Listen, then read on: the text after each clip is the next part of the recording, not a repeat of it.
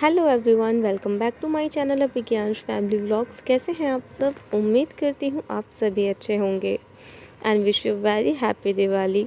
दिवाली बहुत ही लेट आप लोगों को विश कर रही हूँ। व्लॉग भी बहुत लेट अपलोड कर रही हूँ, इसके लिए बहुत बहुत बहुत सॉरी। कुछ रीज़न्स ऐसे थे जिसकी वजह से मैं व्लॉग अपलोड नहीं कर पा रही थी, बट जैसे ही अब मुझे टाइम मिला है तो मैं आप लोगों के साथ शेयर कर रही हूँ। रीज़न क्या था वो मैं आप लोगों को आगे वीडियो में बता दूँगी। तो फ़िलहाल मैं अपना व्लॉग स्टार्ट करती हूँ। तो शुरुआत करते हैं मिठाई बनाने से।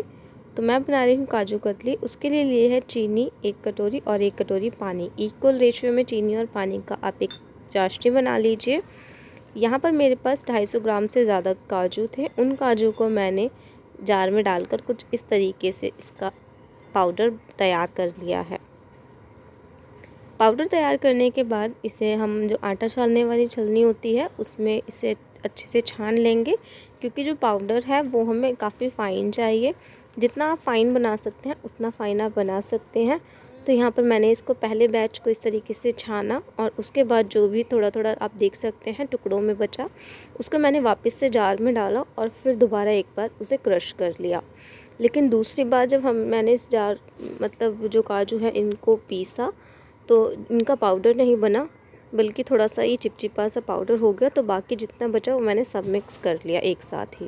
तो यहाँ पर जो चाशनी है वो भी बॉईल हो चुकी थी तब तक। और इसमें जो है वो हमें प्रॉपर तार वाली चाशनी नहीं चाहिए। बस जब आपको लगे कि चिपचिपी हो गई है और आधा सा तार बन रहा है, तभी आप फ्लेम को बंद कर दीजिए। और इतनी जी जो चाशनी है वो बिल्कुल इनफ होगी। इससे ज़्यादा अगर आप पकाएंगे तो आपकी जो काजू कतली है वो अच्छी नहीं बनेगी। तो आपको बस चिपचिपी सी चाशनी चाहिए, बहुत ज़्यादा आपको तार वगैरह का टेंशन लेने की कोई ज़रूरत नहीं है। तो बस चाशनी के अंदर जो आपने काजू का पाउडर बनाया था उस पाउडर को आप मिक्स कर दीजिए। और अच्छे से इसको मिक्स करने के बाद कुछ इस तरीके से आपका डो जो है वो तैयार हो जाएगा और बहुत ही अच्छे से स्मूथ सा डो बनेगा। आप अपने हाथों में थोड़ा सा घी लगा सकते हैं जिससे कि ये चिपके ना। और बहुत अच्छे से आपको इसे गूँथ लेना है। आप देख सकते हैं मैंने थाली में डालकर इस तरीके से इसको गूँथ लिया है। फिर इस तरीके से लोई बनानी है और हमें इसे फ्लैट सरफेस पर बेल लेना है। तो मैंने यहाँ पर इसे बेलने के लिए बड़ी वाली थाली का यूज़ किया था। उसके ऊपर इसमें बटर पेपर के ऊपर मैंने इसे इस तरीके से पतला सा बेल लिया और उसके बाद इसे मैंने कुछ इस तरीके से कट्स लगा दिए।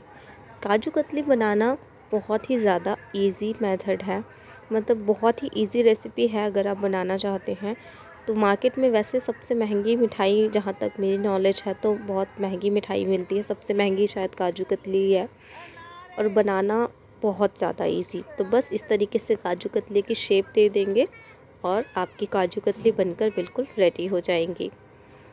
सबसे अच्छी बात पता है क्या होती है घर पर मिठाई वगैरह बनाने की? मिठाई आप बाहर से भी ला सकते हैं, लेकिन जो घर पे जो चीज़ें आपको फ़ील मिल पाती है वो अलग ही होती है। जैसे कि जक्षु यहाँ पर मेरी हेल्प करने के लिए, उससे भी ना एक्साइटमेंट हो रही थी कि मम्मा जैसे आप कर रहे हो ना वैसे मैं भी करूँगा। तो वो सब चीज़ें हैं और प्लस हेल्थी भी होती हैं। बाहर की मिलावटी मिठाइयों से ज़्यादा बेटर ऑप्शन है कि आप घर पे अपना ट्राई करें। तो यहाँ पर काजू कतली के साथ साथ मैंने गुलाब जामुन भी बनाए थे, लेकिन गुलाब जामुन की रेसिपी मैं आप रिकॉर्ड नहीं कर पाई क्योंकि रात में बना रही थी, तो इस वजह से मैं रिकॉर्ड नहीं कर पाई। तो ये क्लिप है नेक्स्ट डे की। तो मैंने अपने बेड पर बिछाई थी बिल्कुल न्यू बेडशीट, तो मैंने सोचा कि फटाफट से मैं क्लिप रिकॉर्ड कर लेती हूँ, अदरवाइज़ जक्षु और जक्षु के डैडी आ जाएंगे क्योंकि वो गए हैं इस टाइम पर मंदिर। क्योंकि दिवाली का दिन है तो सुबह सुबह वो लोग मंदिर ज़रूर जाते हैं। तो वो गए हैं, मैं नहीं गई हूँ मंदिर।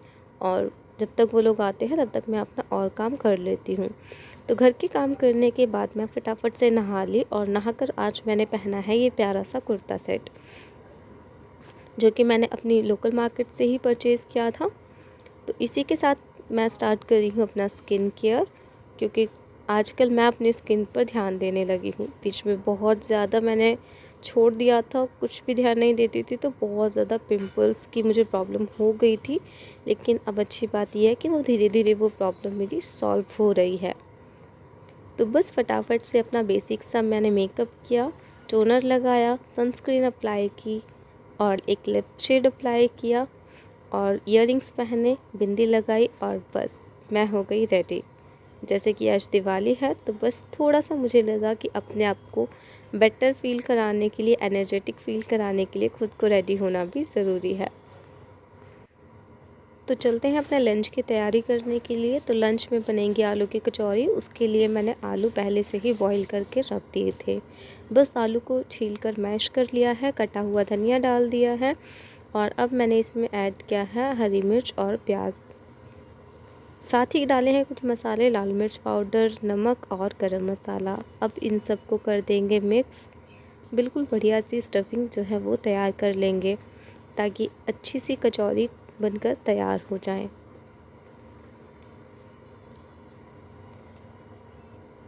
तो स्टफिंग हमारी बनकर बिल्कुल रेडी हो चुकी है। अब बारी आती है कचौरियाँ बनाने की।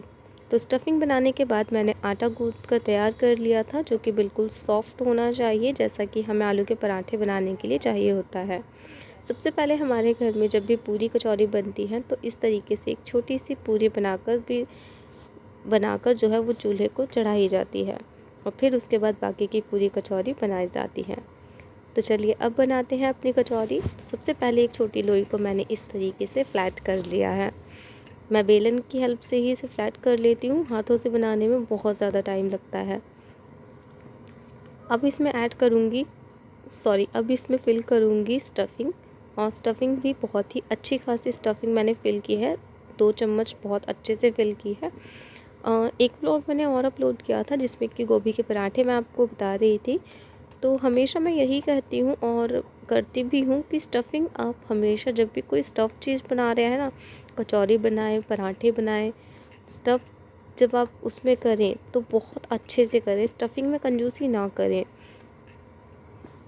तो देखिए इस तरीके से जो कचौरी है उसको बेल कर रेडी कर लेना है। और कचौरी आप देखेंगे नॉर्मली हमारे घर में जो है वो थोड़ी बड़ी साइज़ की कचौरी खाई जाती है। पता नहीं क्यों मेरी भी हैबिट हो गई है सबको देखते हुए, क्योंकि छोटी छोटी तो कोई बनाता ही नहीं है, तो इसीलिए मेरी भी हैबिट हो गई है बड़ी बड़ी कचौरी बनाने की। तो ये होता है कि हर किसी के घर में एक अलग ही टेस्ट एंड कल्चर एग्जिस्ट करता है, तो वो है हमारी कचौरियों से आपको दिख जाएगा हमेशा। एंड एक चीज़ और भी आप हमेशा नोटिस करेंगे आने वाले व्लॉग्स में कि कोई भी फेस्टिवल होता है, होली हो, दिवाली हो, कुछ भी हो, किसी से कुछ भी पूछो आपके क्या बनाना है खाने में, तो और चीज़ें अलग हैं लेकिन कचौरी मतलब मस्ट है, बननी ही है। तो यहाँ पर मैंने कुछ पूरियाँ और कचौरियाँ इस तरीके से बेल कर तैयार कर ली हैं ताकि मैं फटाफट से इनको फ्राई करूँ और इनको प्लेट सर्व करके दे दूँ, यानी कि मेरे हस्बैंड को, क्योंकि उन्हें इस टाइम तक बहुत तेज़ भूख लग रही है।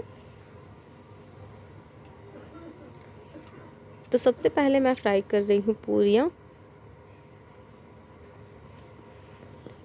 और जब भी मुझे पूरी और कचौरी बनानी होती है तो मैं छोटी वाली कढ़ाई का यूज़ करती हूँ जो मेरे पास लोहे की है, क्योंकि छोटी कढ़ाई है तो इसमें ऑयल थोड़ा कम लगता है। वैसे तो ऑयल मैं रीयूज़ कर लेती हूँ लेकिन फिर भी कोशिश यही रहती है कि कम तेल ऐसा हो जो हम रीयूज़ करें, क्योंकि तेल को रीयूज़ करना भी कोई ज़्यादा अच्छी बात नहीं है। तो बस अब बारी आती है अपनी कचौरियों को फ्राई करने की। और कचौरियाँ जब भी आप फ्राई करें तो हमेशा याद रखें कि जो आपकी गैस की फ्लेम है वो लो टू मीडियम होनी चाहिए, हाई कभी मत रखिएगा। लो फ्लेम पर करेंगे तो बहुत अच्छे से कचौरियाँ क्रिस्प होंगी। तो यहाँ पर हमारी खाने की जो थाली है वो रेडी हो चुकी है। पूरी, आलू की कचौरी, पनीर की सब्ज़ी और साथ ही बूंदी का रायता। तो ये है हमारा दिवाली का लंच। इन्हें खाना खिलाने के बाद, यानी कि रक्षु के डैडी दोनों खाना खा चुके हैं। नेबर्स हैं उनके यहाँ भी जा चुका है, क्योंकि दिवाली पर मतलब कोई भी फेस्टिवल होता है तो एक दूसरे के घर खाना पहुँचाना मतलब हम लोगों की हैबिट हो चुकी है। तो बस यही एक रिचुअल है जो हम फॉलो ज़रूर करते हैं। अपना भी खाना हो गया है, किचन साफ़ हो चुका है, बर्तन साफ़ हो चुके हैं। अब बारी आती है पूजा के बर्तन साफ़ करने की, क्योंकि 3 बज चुके हैं लगभग और अब मैं लग चुकी हूँ तैयारी करने में शाम की पूजा के लिए। तो पूजा के बर्तन मलने के बाद मैंने रंगोली बनाई, घर को थोड़ा सा डेकोरेट किया और अब मिल रही हूँ मैं आप लोगों से पूजा करने के बाद। तो चलिए चलते हैं लगाने के लिए दिए। जो कि मुझे सबसे ज़्यादा पसंद है दिवाली में। कि अगर आप मुझसे पूछें कि मुझे दिवाली क्यों पसंद है, तो शायद मैं यही जवाब दूँगी कि मुझे दिवाली इसलिए पसंद है क्योंकि दिवाली पर बहुत सारे दिए लगाने को मिलते हैं, और दूसरा कि हम पूजा करते हैं। यही चीज़ है, पता नहीं क्यों, लेकिन बचपन से ही मुझे यही पसंद है। बचपन में भी ना तो नए कपड़ों का इतना शौक़ होता था और ना ही पटाखों का। बस ये खुशी रहती थी कि जब घर में पूजा हो जाए तो दिए लगाने को मिल जाए। बाहर दिए देखना बहुत अच्छा लगता था, और आज भी यही चीज़ है। कुछ भी हो जाए, कितनी भी देर हो जाए, आराम से पूजा करना और उसके बाद दिए लगाना, ये मेरी आदत बन चुकी है। तो चलिए अब आपको दिखाती हूँ कि मैंने कैसे एक रंगोली बनाई है, छोटी सी बनाई है। बहुत अच्छे से नहीं आता है, जैसे आती है वैसे अपनी बना लेती हूँ। दिए वगैरह लगाने के बाद यहाँ पर हमने अपनी कुछ फ़ोटोज़ क्लिक की, क्योंकि यादें हैं, इनको भी संजो कर रखना बहुत ज़रूरी है, क्योंकि बाद में जब हम देखते हैं तो हमें ये यादें ही दिखती हैं। और सबसे ज़्यादा मुझे अच्छा लगता है जब क्योंकि फ़ोटो खींचना, और उससे भी ज़्यादा पसंद है उसे फ़ोटो खिंचवाना। तो अब दिखाती हूँ कि कुछ इस तरीके से मैंने अपने घर को डेकोरेट किया था। बहुत छोटू सा हमारा घर है, लेकिन हमारे लिए बहुत ख़ास है क्योंकि बहुत सारी यादें इसमें हैं।